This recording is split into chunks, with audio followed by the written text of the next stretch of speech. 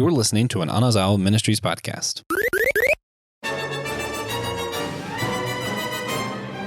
Sugar, spice, everything nice, and chemical X. These are the ingredients to make the perfect superpowered little girls.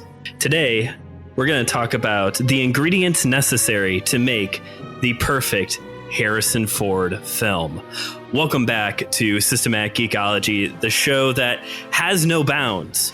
We will go to all of the geekdoms. We'll even invent geekdoms. We invented one for today's episode, the Harrison Ford Fan Club. And hey, if you want to be a part of our fan club, you should go on over to patreon.com/systematic geekology. Subscribe to one of our tiers to unlock great bonus content, more episodes. Yay for more content. I'm one of your hosts for today's episode, Working Girl Brandon. I am joined here today by Blade Runner Joe and the Devil's Own Josh. Gentlemen, how's summer treating you all?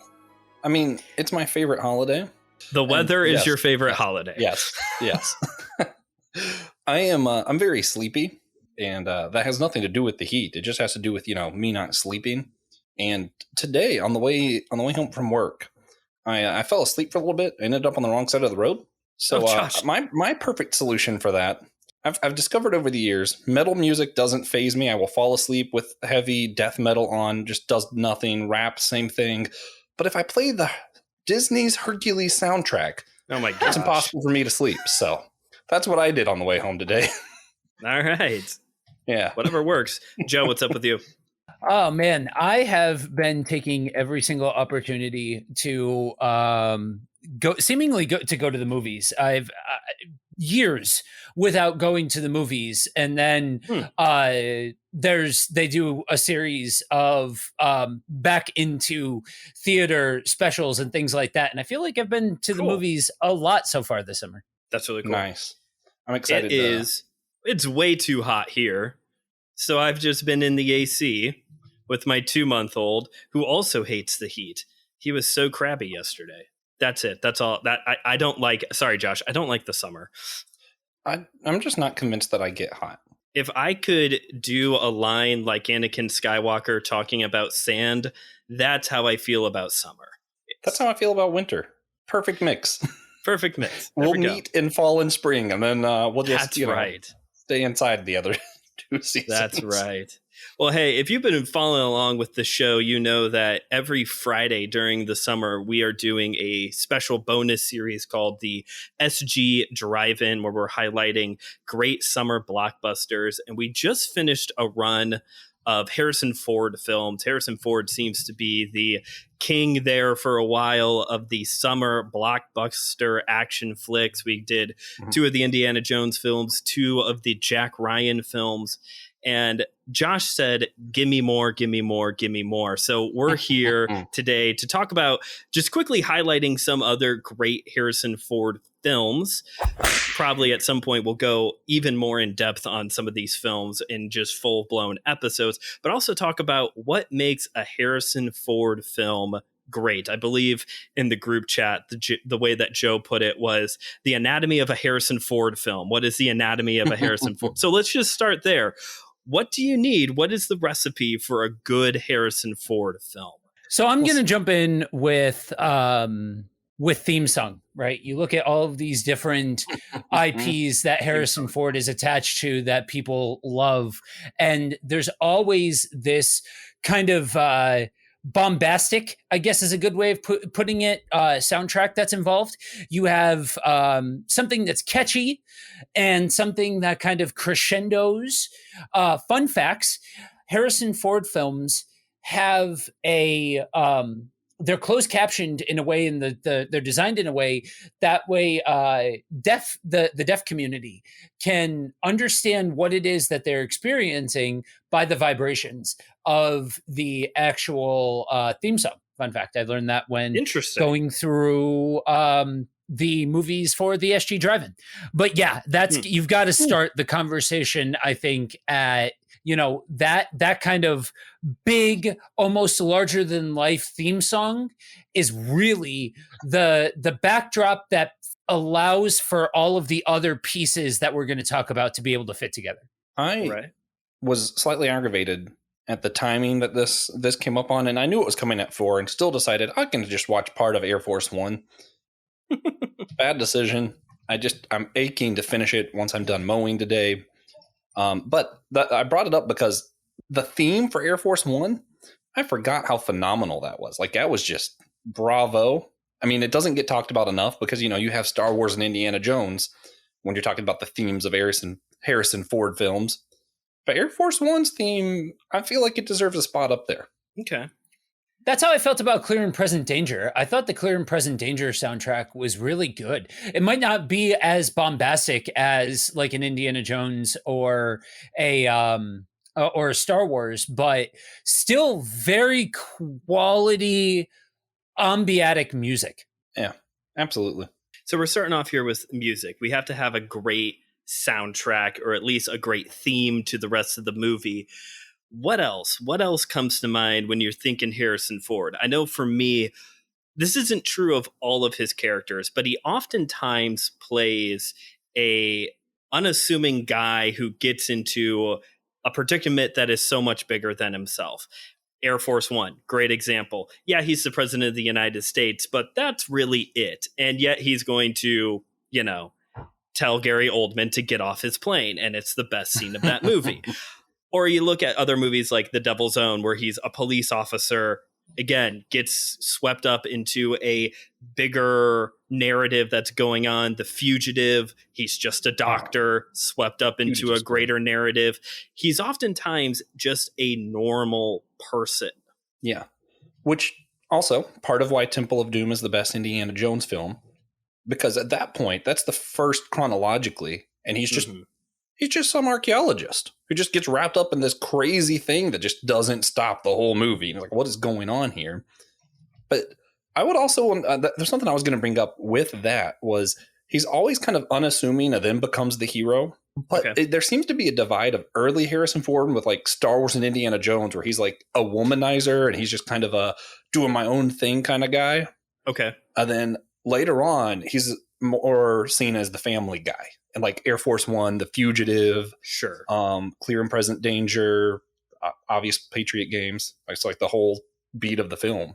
So a family man, unassuming, drops the womanizer thing, which we can be all for. Yeah, like halfway through, he's like, I'm going to do this instead. Although lately, I guess he's revisiting the Han Solo and Indiana Jones, but we're going to get to that. We're going to get to that.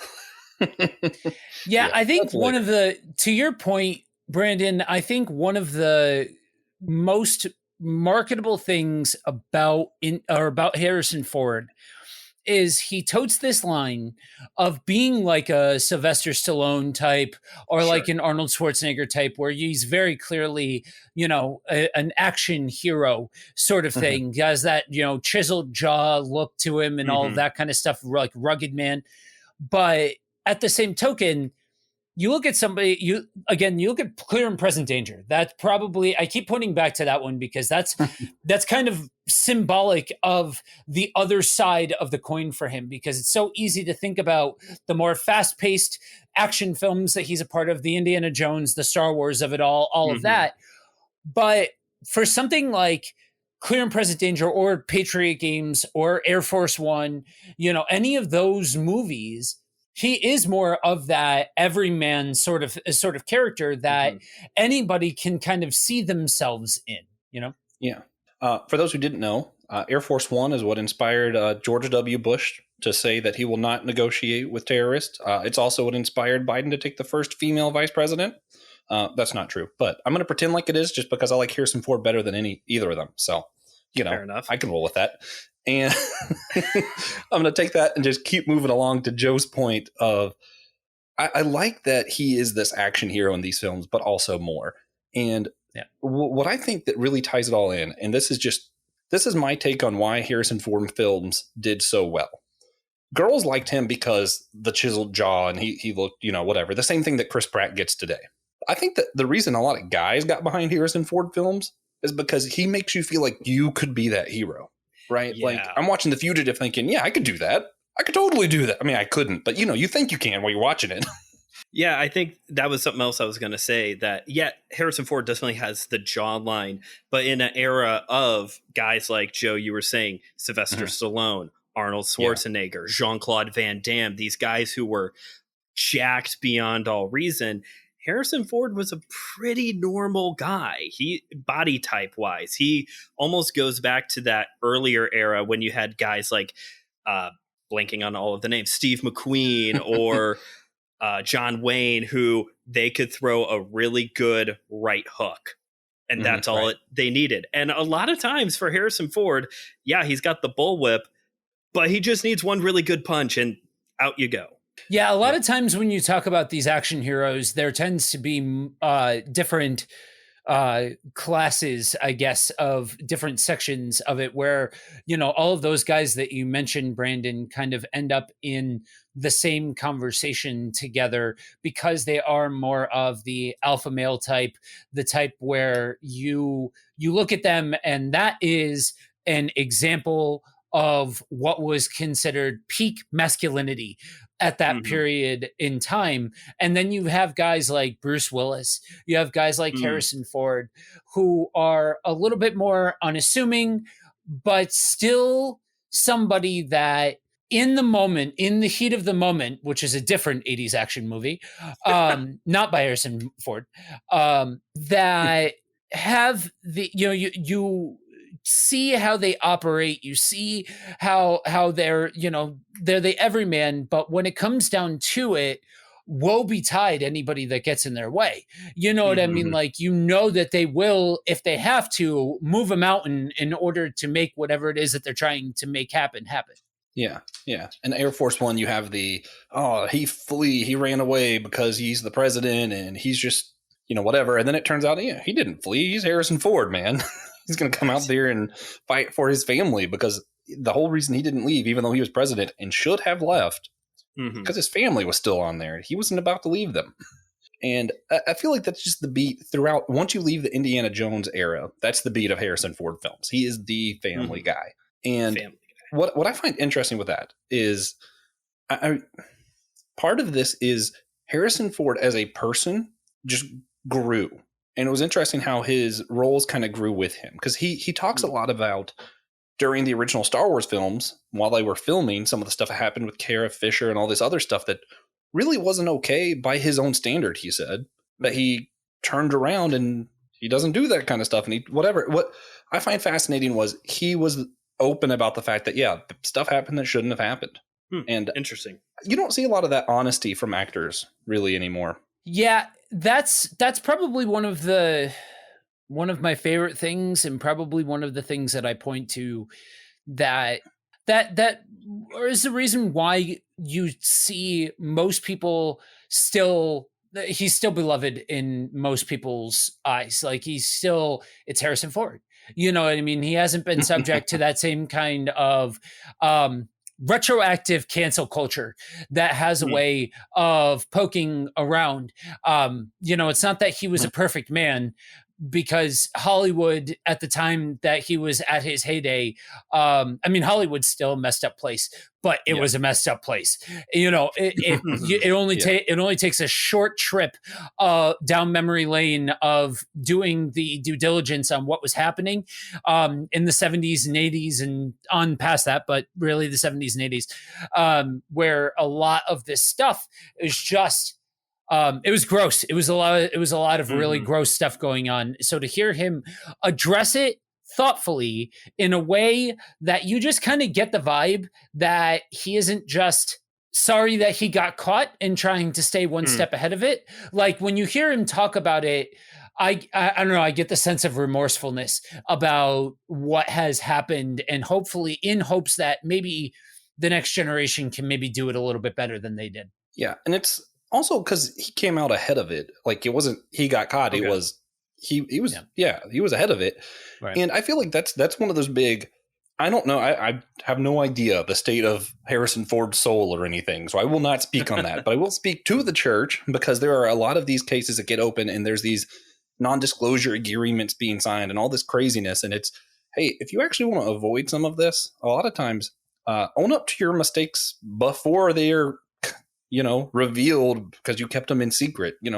We're all going to make mistakes. Hopefully not those kind of mistakes, but we're all going to make mistakes. Come out ahead of it. Apologize. That's sort of the Christian way. Yeah, it doesn't guarantee that everything will all work out, but there's absolutely value in just being honest about the mess up or whatever that mess up is, Yeah. Well, going back to the topic at hand, what else makes a Harrison Ford film other than Harrison Ford?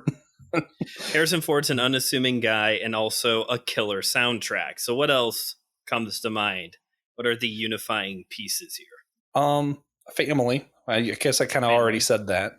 A lot of action. There has to be a unique, cool action and good filmography. It can't just be, we're filming him fight stuff. Like the angles and stuff usually are pretty good in these films.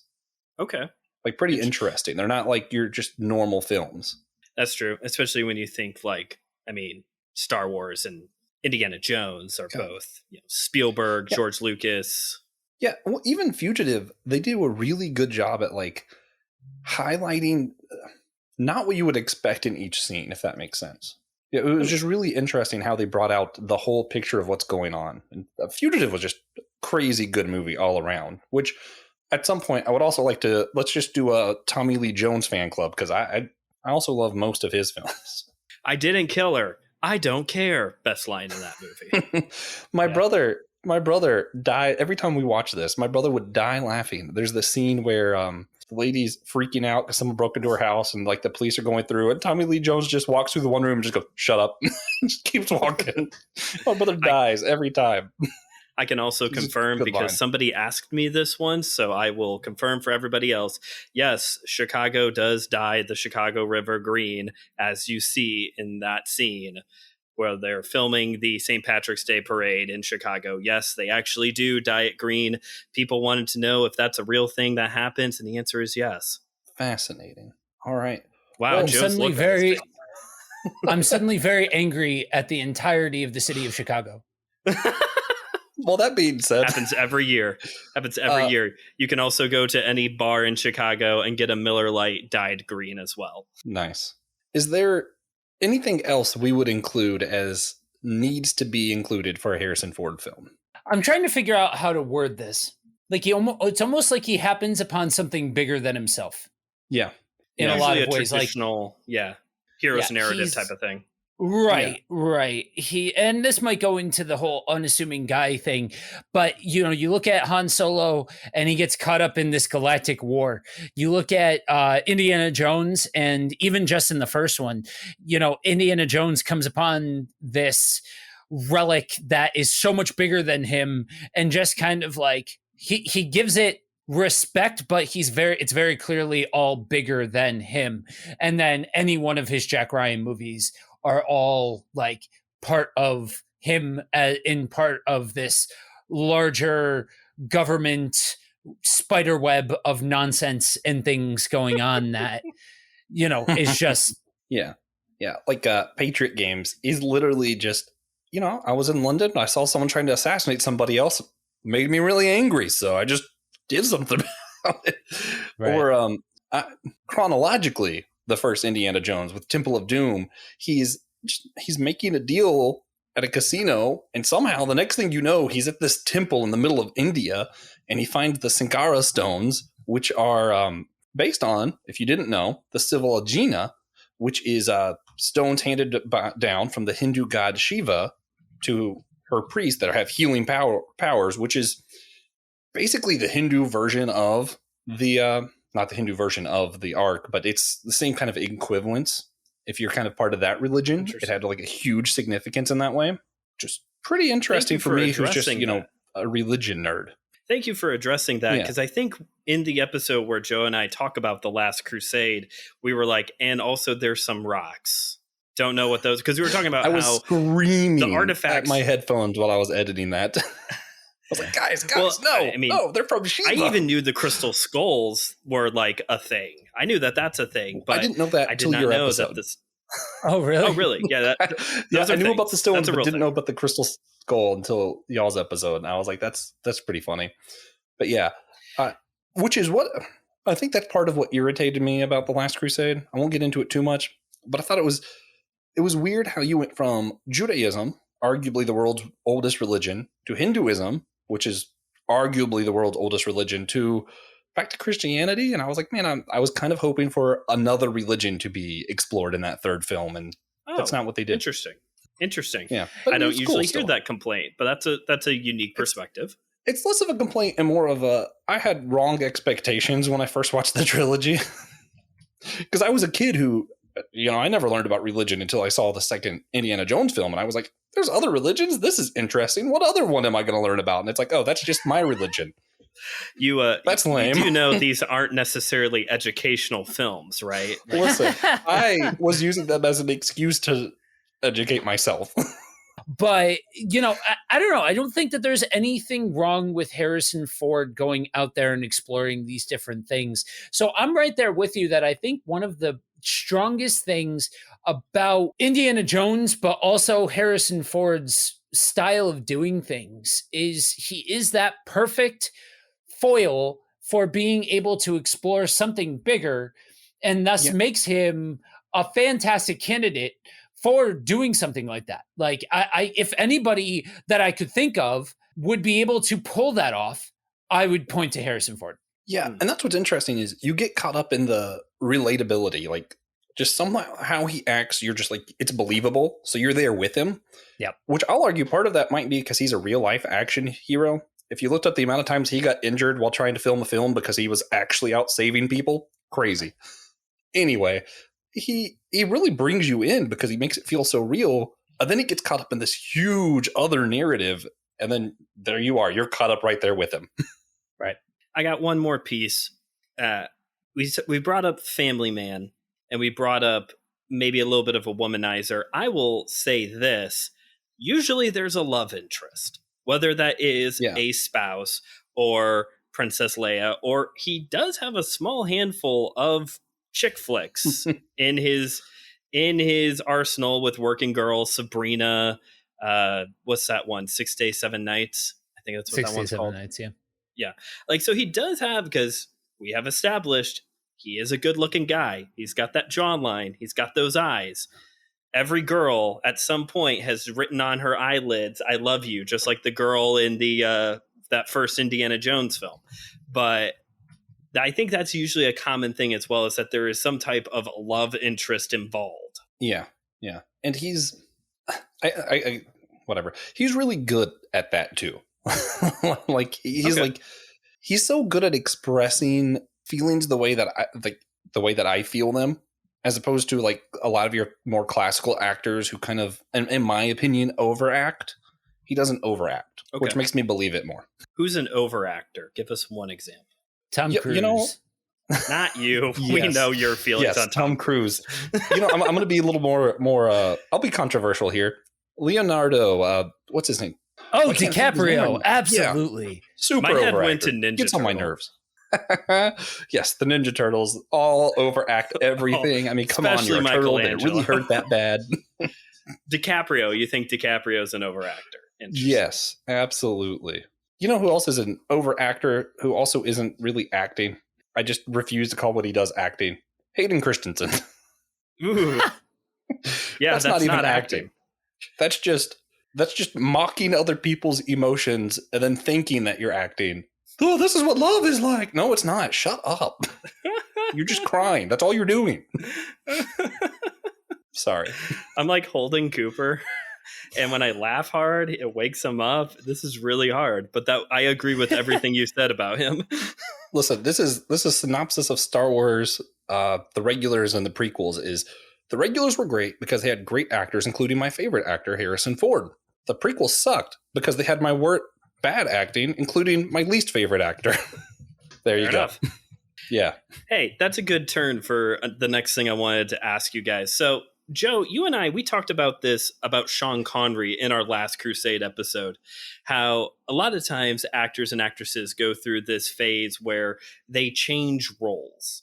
Sean Connery, James Bond throughout the majority of his career, at least at what we all know him as, later in his life started playing old man characters. Or you got guys like Adam Sandler who, Steve Carell, comedies, and now they're serious drama actors. Or on the flip side, you had Leslie Nielsen, who went from drama actor to making the Naked Gun films.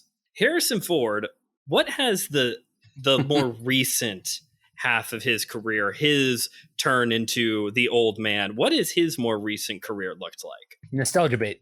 Nostalgia. You know what? I liked his performance in some of them. Specifically, his performance in Call of the Wild. Not a great movie, but his performance was pretty solid. Oh, okay. I actually have not seen that one.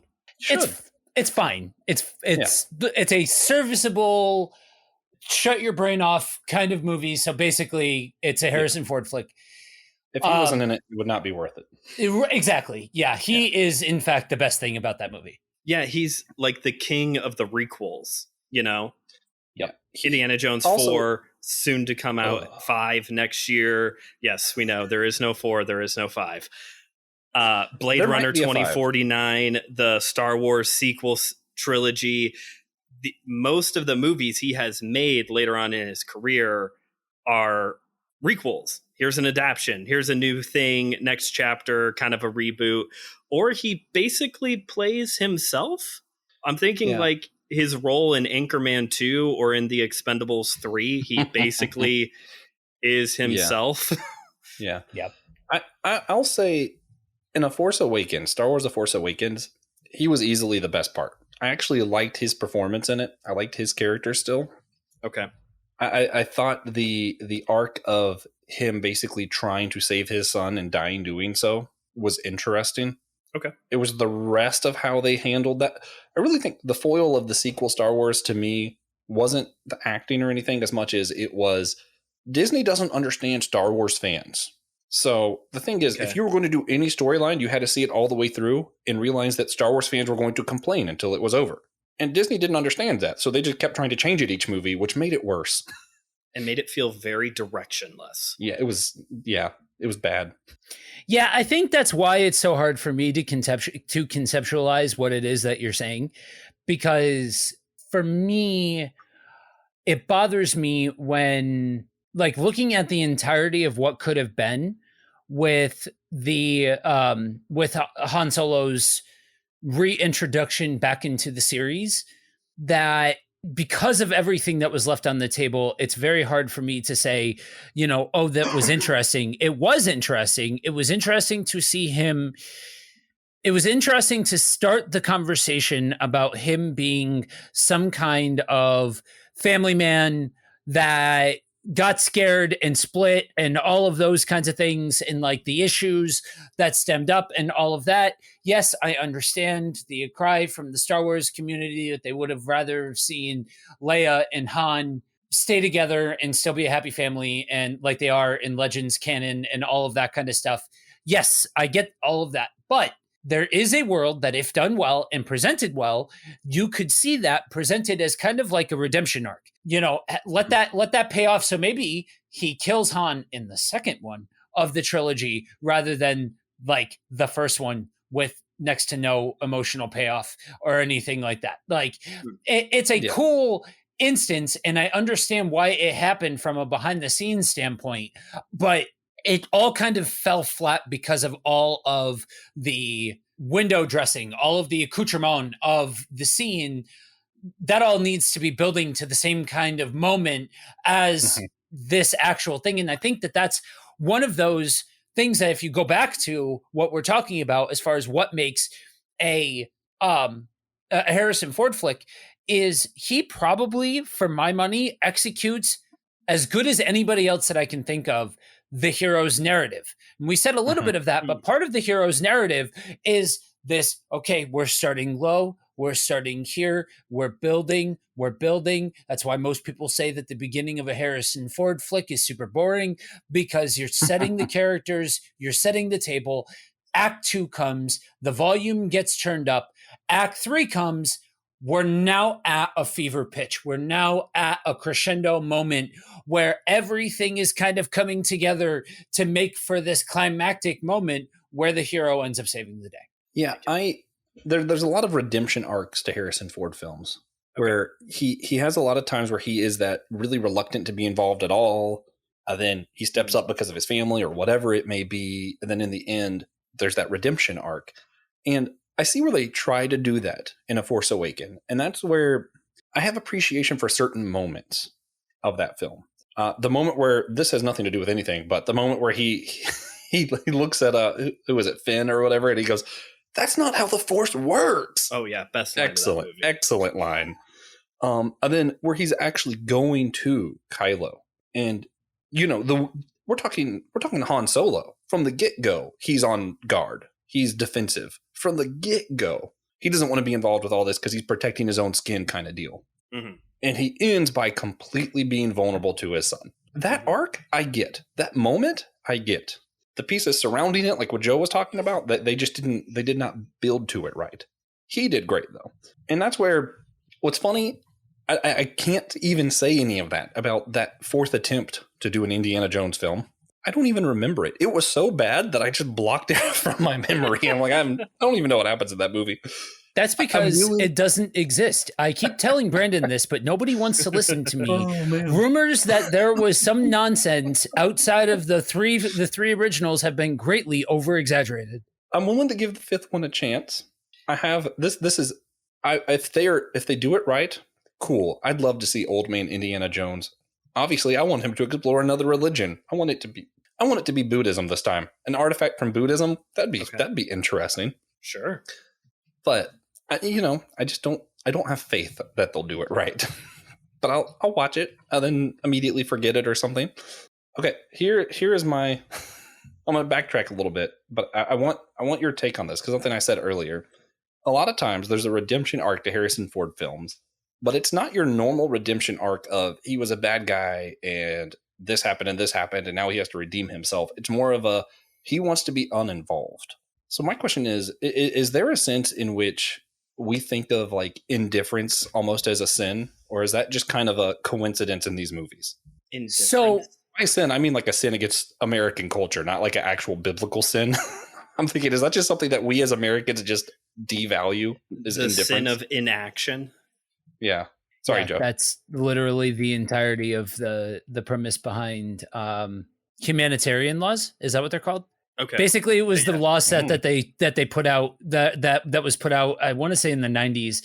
That basically the original version of it was to attempt to deputize citizens to get involved if they see something going on in front of them and put a stop to it, sort of thing. The idea being that if you put the power in the people's hands, that people will want to be better. We saw that is unequivocally untrue, but Josh and I won't get into that conversation again. But yeah, we actually knew that was unequivocally true all the way back in the 90s, because that is the entire plot of the series finale of Seinfeld. It's built around them not adhering to the brand new Good Samaritan laws. Yeah. Well, this is definitely a sin in this group, but I'll also have to say Seinfeld's another one of those shows I just could not get into. Oh. Yep. Sorry. And Josh has to come in with his obligatory wrong opinion every single episode. Listen, it's a requirement at this point. So we establish it's a sin in our culture. Is there anything actually wrong with inaction? Is there do you actually need to redeem yourself if you just simply don't want to be involved, or is it okay to just not want to be involved? I think I'll take the scapegoat answer just to get it started. Is that I think it depends on all of the nuances, because now things are so much more complicated than when Harrison Ford was, in Air Force One, when he's saving the day as the president of the United States. If he didn't want to, then it's like, oh well, the president's a coward, whatever. But nowadays, with things like social media, where social activism and also virtue signaling happens on almost every single person's page, to me, you have to get more nuance than just, I'm going to post a thing to show my allegiance with this thing, because if I'm not doing that, then that's inaction and I'm, contributing to the problem. No, you're not. It's FOMO. You have a fear of missing out and you want to be included in the conversation. So you don't think I'm really doing much by putting banners on my profile photo? Ooh, sorry, man. Oh, man. Yeah, Joe, what do you think? Yeah. Yeah, I would have to agree that I think sometimes this falls very firmly in the aspects of nationalism that are problematic, to say it the most diplomatically that I can. That we have come to idolize men of action, and that's a real man, and all of that kind of stuff. And yes, we have seen a mighty bite back against it with my generation in certain regards, but I do think that we are still feeling the pains of, I'll say it, mine being the first generation, that really, because you still hear from a lot of even my contemporaries in my age bracket, people of the same vintage as me, where they still are part of that pull yourself up by your bootstraps sort of mentality. But like Brandon said, though, I think it takes this weird manipulated version with social media that as long as I'm safely behind my keyboard, I can stand for whatever I want to stand for. I can put a nice banner on my social media picture that says, I stand for this and all of that. And like that's, yeah, hashtag I'm with this cause or whatever. And like pick your, if you feel called out, then maybe check what you're doing on social media, because that's a whole lot of people that just fall under that same umbrella that I just gave. You know what I mean? And so, yeah, I think either way you do see a lot of this criminalizing of inaction, but you know what? Yeah, is something too, and I think in a lot of regards, people would classify me as a macho guy. A lot of that type A personality, and so yeah, there is a part of me that's like, yeah, you do, if you can do something, then do something. But I think it's nuanced enough that you need to be able to, understand that not every single situation should be treated exactly the same. I'm not behind the pulpit, so I can put it a little bit more bluntly. Sometimes it's best just to shut up and listen. Like sometimes it is best just to sit back and actually just hear everybody out. Just not what all the banners are saying. Just gather information. You're not being inactive. If anything, and here at the end of my life, if I have learned anything, it's that sometimes sitting back and taking in the information is where the growth takes place, because you're learning and then you can take the action steps necessary rather than just being reactionary. A lot of what we're talking about here isn't action, it's reaction. We're just a very reactionary culture that may have always existed.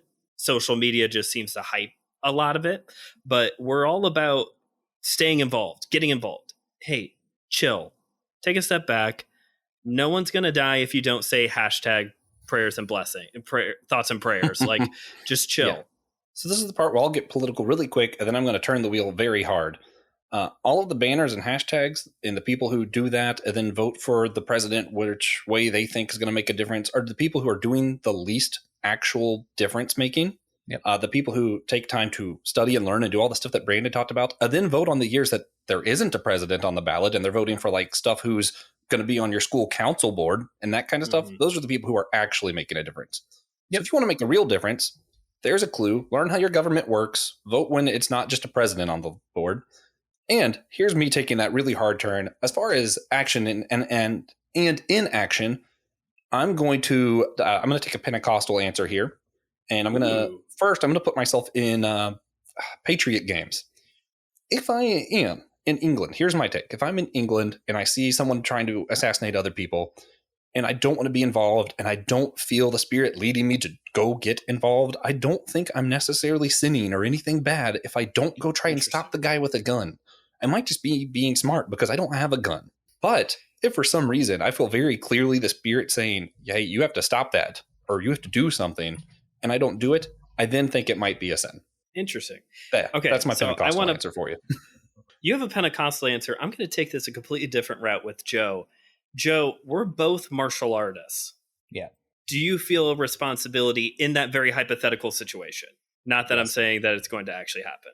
Yeah. So I've thought about this a lot, and this is a lot. There's a lot of philosophy behind this as far as like, and honestly, I'll say our generation in this instance, because you are part of that same generation where like a lot of us became martial artists because we watched too much UFC. Like a lot of people in our generation became MMA fighters because they watched one too many episodes of The Ultimate Fighter.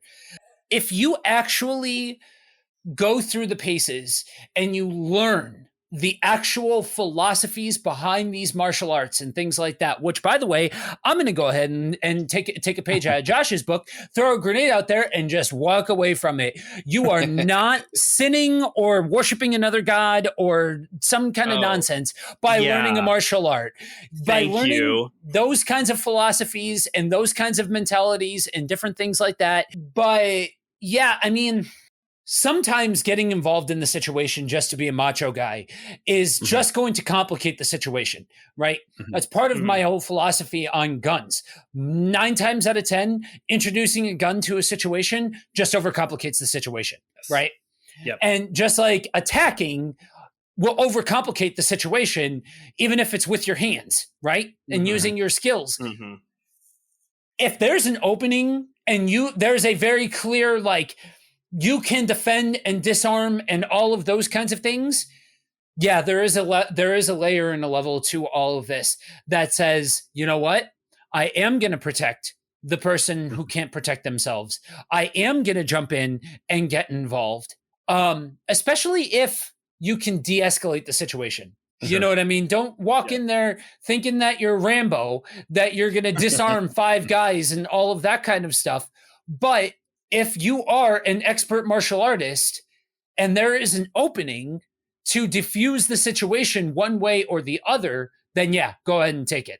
So yeah, for me, it's still nuanced and all of those kinds of things. But I do think that as a martial artist, as somebody who has gone through the time and the training to understand how these different forms work and how to defend and how to attack and all of those kinds of things, yeah, I do think that there is a bit of a responsibility on our shoulders to get involved. I'm curious, Brendan, because you are far more of a pacifist than I am. You are far more even-keeled, I guess, in a lot of respects than I am. So I'm curious to get to same question to you. Sure.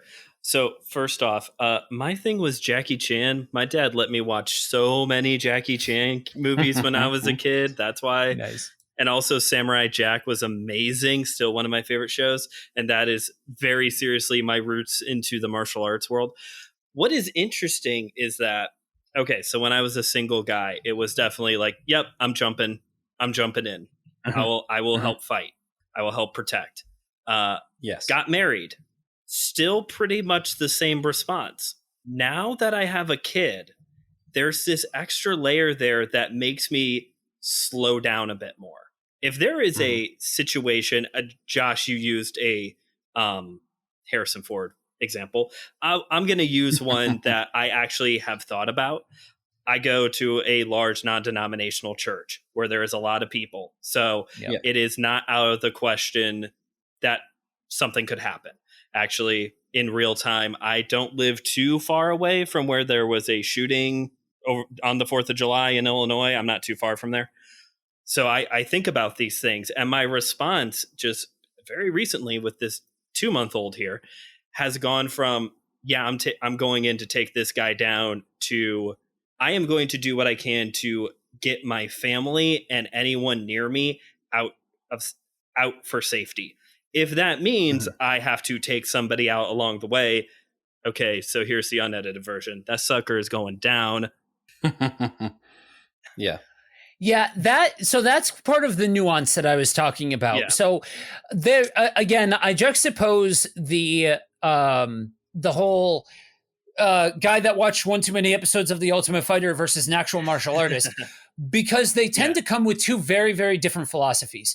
There's one that's just attack, I'm big, I'm bad, I can My guy, if you walk around with your chest puffed out and you walk around the biggest, baddest dude in the yard, guess what happens to the biggest, baddest dude in the yard if somebody's trying to prove a point and doesn't care about shedding a little blood in order to do it? I'm just saying, like, that's just the reality of the situation. And so, generally speaking, a martial artist, their first goal is to defuse and de-escalate. Sometimes that defusing and de-escalating comes at the hand of getting physically involved and things like that. A lot of times it just comes down to either getting people out of harm's way or talking down the person, de-escalating the situation that way, that sort of thing.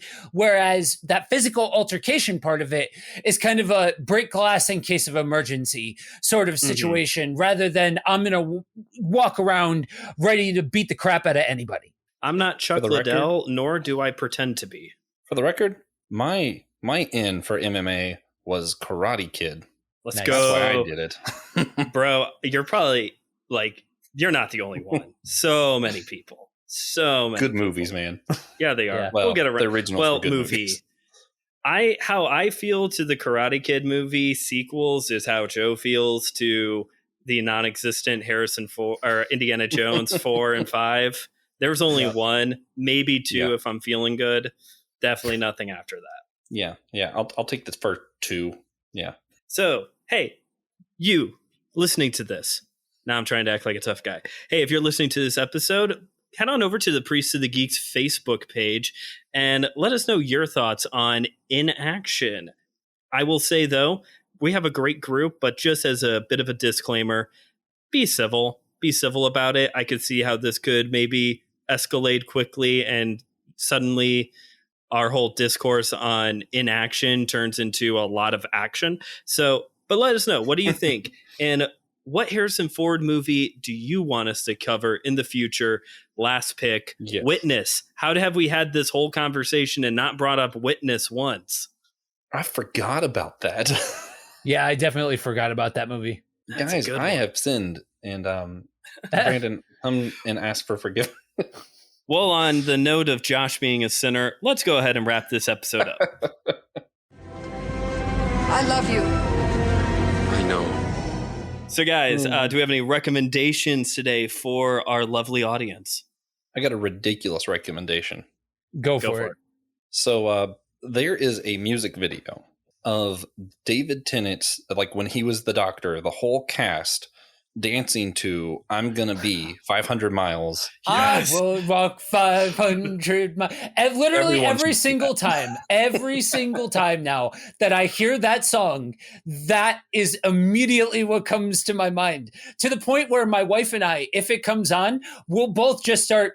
Yeah, I'm torn between that music video and then obviously all the How I Met Your Mother references. But that music video, if you haven't seen it and you like Doctor Who, treat yourself.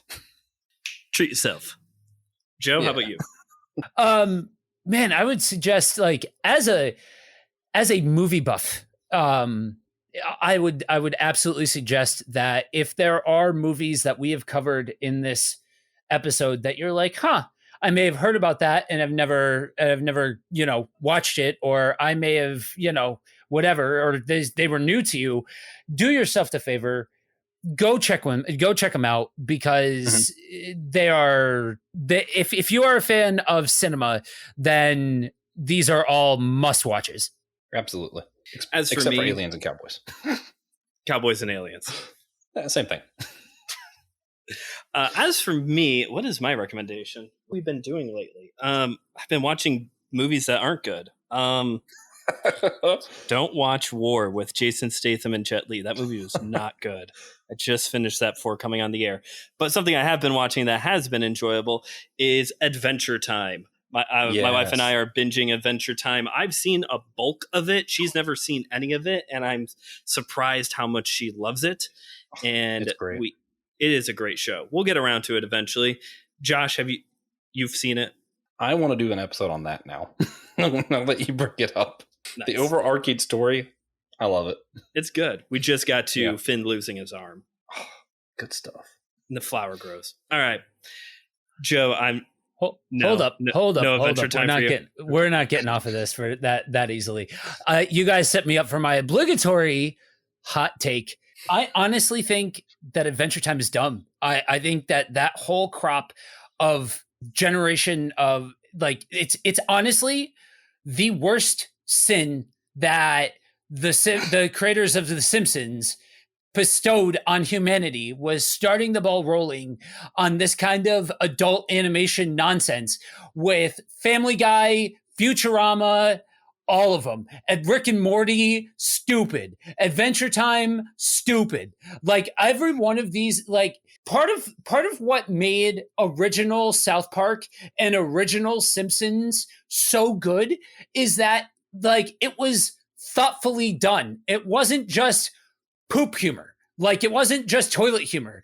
That was just juvenile humor. You know what I mean? Like that, like it's so low hanging, especially as each one of these shows has gone on into their later seasons. It's gotten worse and worse that it's just 5-year-old humor. Like it's not, and honestly, I would put it in the same category as the early to mid 2000s redneck comedy gimmick where people were just sitting around laughing at ignorance.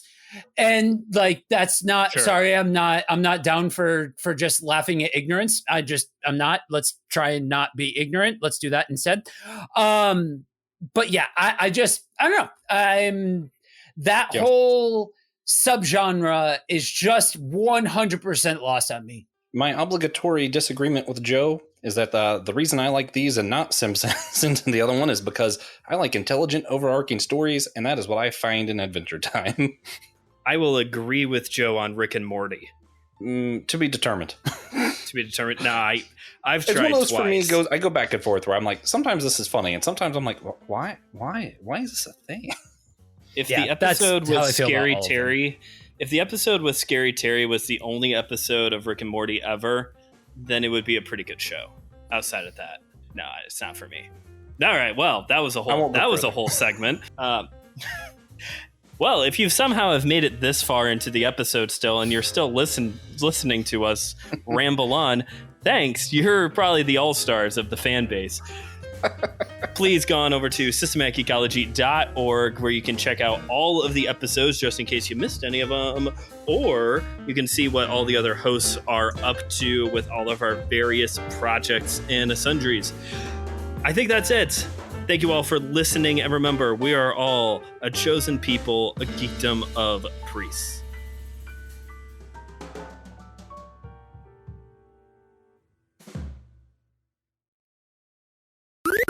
This was an Anazao Ministries podcast. If you enjoyed this show and would like to learn more about our network, be sure to check out the Anazao Ministries Podcast Network.